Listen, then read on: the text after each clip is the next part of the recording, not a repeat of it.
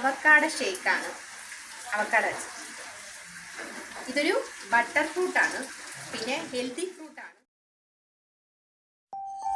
ഞാനിവിടെ അവക്കാഡോ, അണ്ടിപ്പരിപ്പ്, ഏലക്ക, പിന്നെ ചോക്ലേറ്റ് ഇല്ലാത്തൊരു മിഠായി, ഇത്രയും, പിന്നെ പാല്, ഷുഗർ, ഇത്രയും കൂടെ ചേർത്താണ്.